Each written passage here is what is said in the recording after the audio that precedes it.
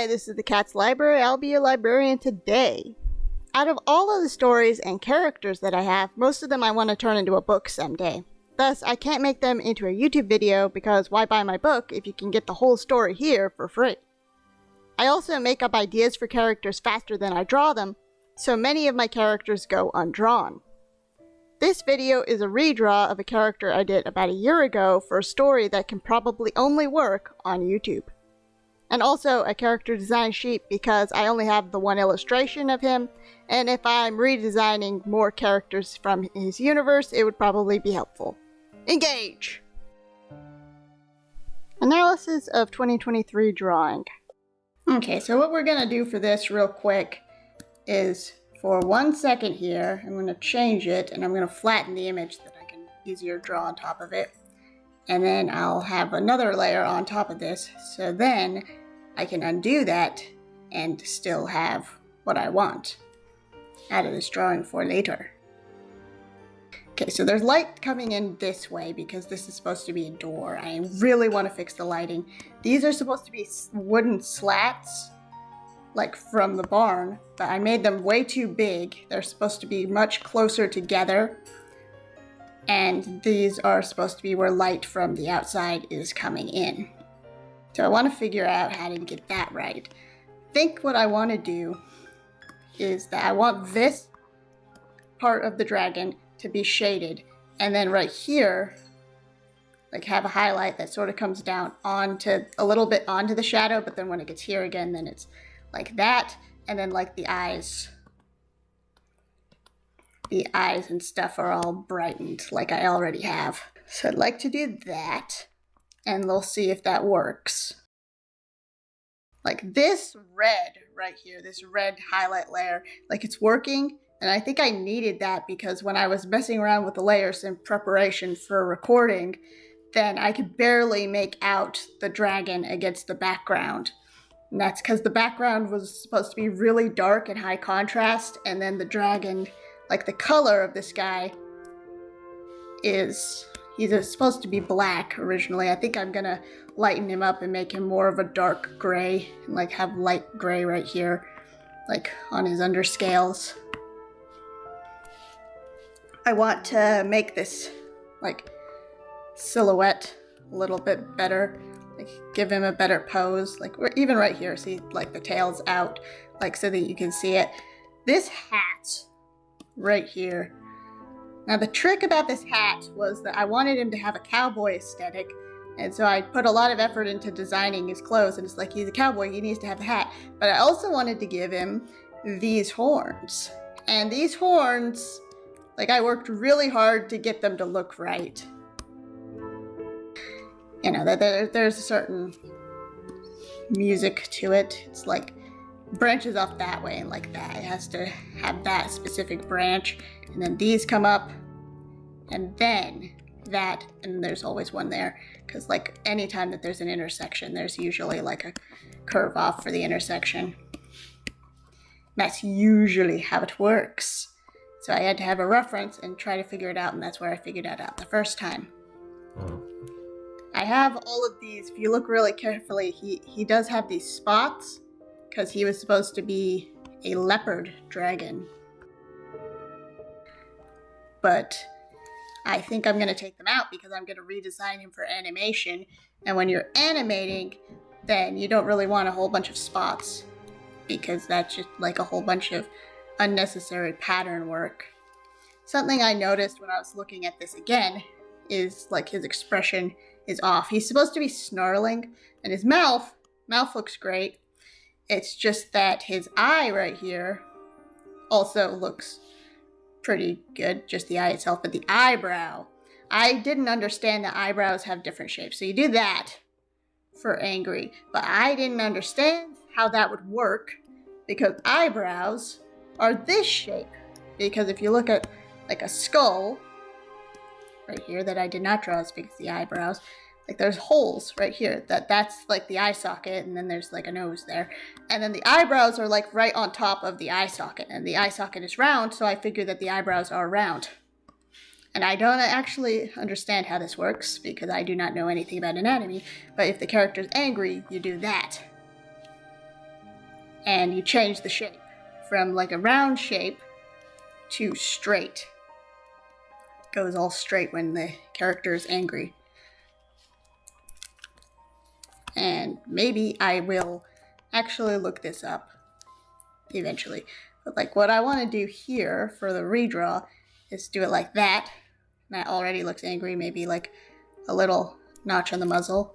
And if he's really angry, like he has ears, and like I always have like a pet peeve about animal characters that they have ears and then the ears are always straight all the time. But apparently I did not think of that, because I don't think I thought of doing an expression. I was like trying to design the character, so like his ears have to be like down like that. And doom, like that. That's what I'm thinking about redesigning it to do. And so yeah, like I like this outfit. This outfit right here is a good outfit, except that, yeah, black would probably be good for him for story purposes. But yeah, the trick about having a black dragon wearing black is that that's basically his like skin fur color. So might, like I actually really have to make him like more of a gray now, so that it doesn't like just match and he's just a uniform black color the whole way around. So what am I gonna do about this hat? I think I'm going to actually, the way you usually do it with horns is like you have a hat and you have the horns come out like that. And then there's supposed to be like a hole here that they can put the hat through. But with antlers, like I wasn't sure how I'd get that to work because it like goes both directions. So then the hole would have to be like that big in order to compass where the antlers are. But you know, he's a cartoon character. So maybe I could get away with it. Maybe I'll try to get the hat on him, like even with the antlers, and we will see what happens. Like I might need to like change like this pose with the hands, and I also want this leg to be a little bit farther back, like more spread out. I want the pants to come this way because it just looks like he has broken legs like this. But if you have like pants, it's like, oh yeah, he has, it looks better when you do it like that. I like the belt buckle. Belt buckle has a little bird on it. He has a rope. And I think that that is everything. I might actually want to put some red on him because he has the black and the blue, and those are like the main colors, and then there's like a little bit of gold that's supposed to be here on the antlers and here on the belt. You can't really see that as well because of the lighting. So it's like gold, black, white, a little bit of white, blue, and red. And like it has a little bit of red right here in his pupil. Not pupil, his iris, I guess. And so I want to have like this red from the rim lighting that's sort of excessive and like actually have it on his design. Maybe he has like red hair or something. We shall see. And yeah, on to the actual redraw of this image.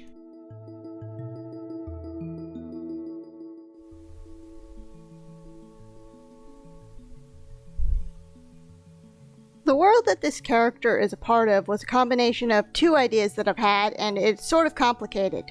I tried to explain it to a couple people before, and they usually just sit and nod and pretend to know what I'm talking about. Either that or they actually do know, and I'm just self-conscious that I basically need a diagram to explain how this works. So we're going to do this by chunks. First chunk. I watched the finale of the TV show The Office about a year ago, and the message was that real life is sort of mundane, but there's still beauty and entertainment in that.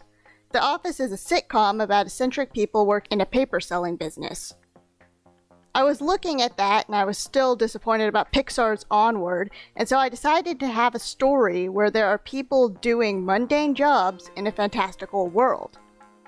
So there is magic and dragons and adventure and stuff, but they still have modern technology and have some similar job categories, but with a twist. I chose a travel agency for the main organization. Instead of sending people on a normal vacation, this agency prepares people for quests, and maybe sometimes they come along with them as travel guides. There might be an episode where someone wants to have a break on a beach without sea monsters and giant sharks, and that's the biggest challenge that they have all ever needed to face. I wrote the character that I'm drawing's name as Snorri Kitsua. Snorri after Snorri Sturluson, the guy who recorded our only well-preserved Norse mythology, and Kitsua because I was trying to make up a fantasy name based on cool sounds, but it actually means well-dressed person in Swahili, so I might change it. I forgot his name because I don't remember anyone's name, even fictional people who I've named myself. So apparently, I'm not that attached to it. Snorri is the transportation specialist at the travel agency.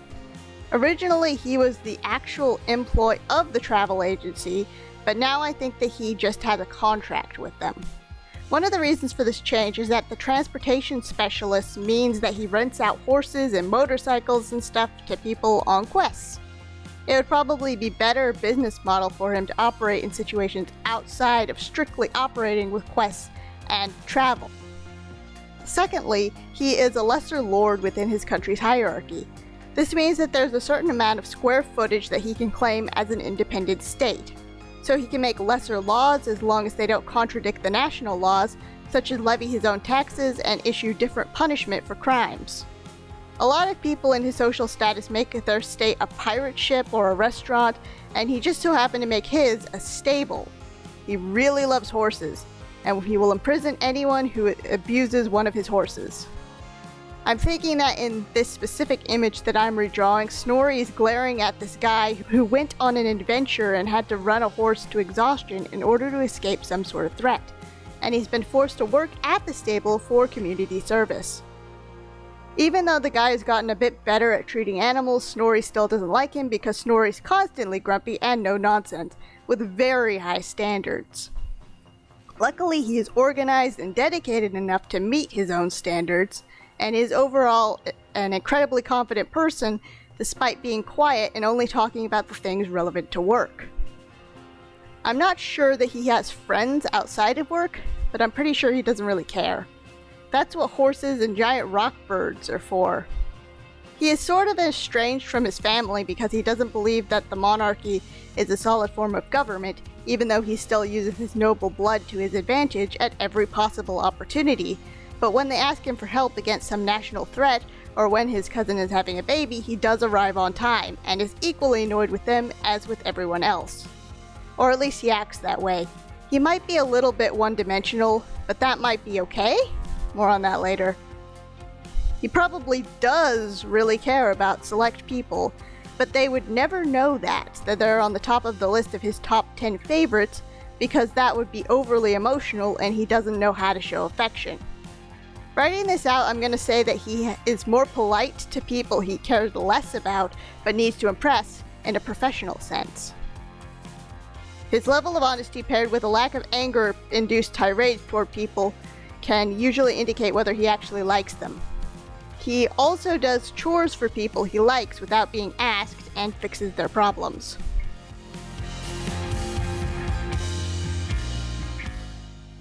That is about how far I can get right now about what this character is like without actually writing a scene for you. So let's go on to explaining the design. I spent a lot of time on that line art, and then you can barely see it by the end because I went really crazy with the lighting. But I think that I did improve upon the original drawing when it comes to the lighting, because you can clearly see the character against the background, and the background is still pretty high contrast, so somehow I figured it out.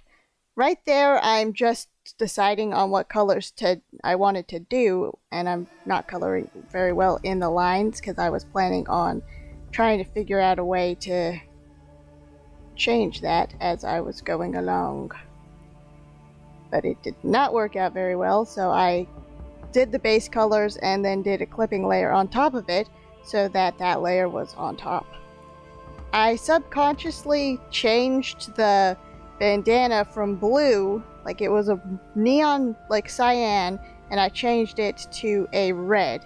And I think that that's because there needed more of a pop of red in the design, and it was looking too much like the body was warm toned and the outfit was cool toned, so I put that in so that there would be more contrast. I changed the pose like I said I would. I figured out how to do the hat pretty well. The hat like seems to look accurate and right for that angle. I really like how I did the feet. The pose was a little bit difficult. Like, even now, I'm not sure those arms and hands look quite right. The hands are not proportional to the length that the legs are. And I put a lot of highlight and shading and color layers on this, all to make it look like effortless, like it didn't take me 5 hours to do this drawing. Like, it might, even if you know how like hard it is to do drawing, you might like be able to tell, oh, this probably took a while, but like this took me a long time to get everything right. And I sort of like this approach where it's I take the colors off and I make that unseeable, and then I just focus on the shading. And then it's a little bit different than what I did in the other video that I did with the crane video, where I did it like a monotone and then added color on top of it. It's a little bit different than that, but because I did the colors first, I just turned the colors off and then put them back on again. And I'm checking the values a lot here, because that was one of the things I was very concerned about. Originally in the overview, I said something about wanting to improve at grass, and then I left the grass out. And I think that I did that, like, I'm not sure how like resolved in a decision I was and how much it was like subconscious, but I decided to leave out the grass because I thought that he would be too diligent to just let grass grow inside the barn, because this is supposed to be inside. It's supposed to be inside in the doorway, and so I don't think that he let grass be there. He might like accidentally let hay be there, and that might be what he's glaring about, because like someone he asked to do the clean up the floor didn't. That could be like a good story purpose. I added a whole bunch of stuff to the background. Yeah, you can barely see the line art at all at the end of that, as you can see. It got really shiny at this point, actually. And so I added more colors to try to get the colors right. I wasn't quite sure about that. He is very shiny, and so I had to add some texture on top of it. I did that light ray thing in the original one too, so I did it again. It makes everything a little bit more gold, and you can really see the lights there, and it makes the colors more uniform, and like even though it's a really high contrast image, it like brings the contrast down just a bit. Really proud of that rope. Put like a lot of just the right amount of detailing into it. The hat is about the same color as the rope right there, and it's like you want to share colors a lot. So there I am, adding texture and taking the shininess down. And I think that that's it for the drawing. Here's on to the next part.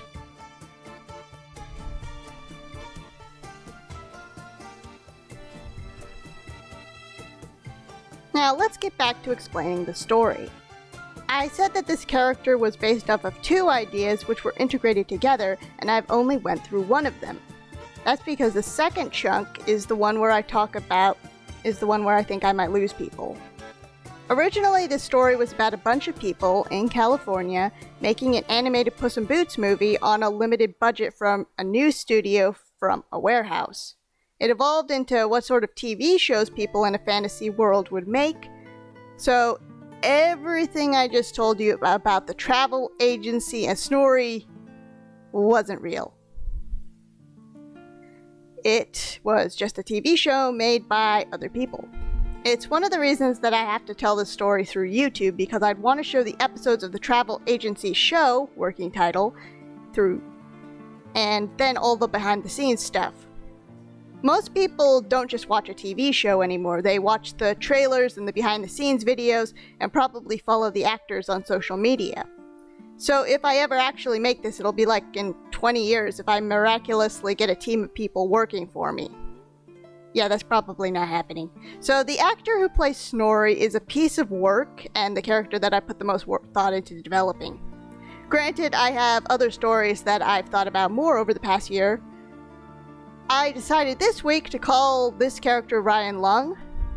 Ryan Lung was the backup name for Snorri since I wasn't sure I'd be able to find where I'd written his name down, but I did find it, and I decided to give it to the actor since I'm pretty sure that stage names have this level of normal to crazy ratio. I think that singers are more likely to get really crazy with their names.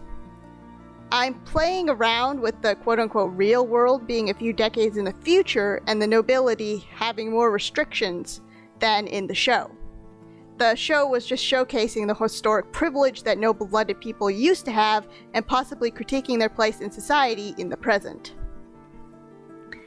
Yeah, so that only made sense to say now that after I explained the whole TV show twist, but this is supposed to be the Ryan section. Ryan has a rags to riches story and is also a bit too obsessed with fame. So he got onto the show because the most famous regular actor who was just cast for the role owed Ryan a life debt. Ryan was working at this bar where everything was set up where patrons could safely get into a bar fight like in the movies. All of the bottles were special made and there were safety requirements.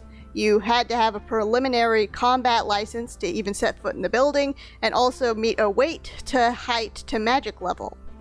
So there were these guys who snuck in real weapons and started going crazy, and Ryan managed to save the actor guy's life.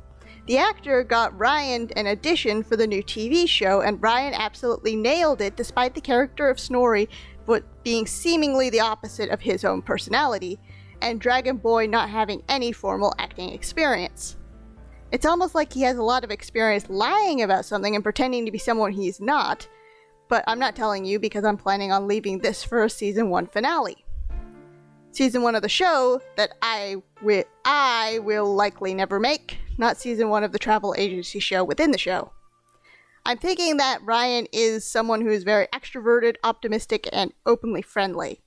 Despite this, he doesn't really have anyone who knows him well outside of a work environment.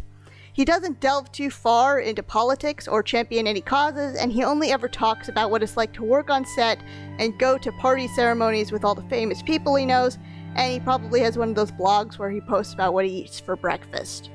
I'm planning on it being a big deal when he finally starts talking about the character Snorri for the first time.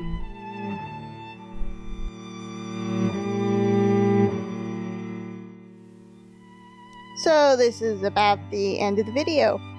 Wait, how did he get there? Better. I'm not really sure what the next video is going to be.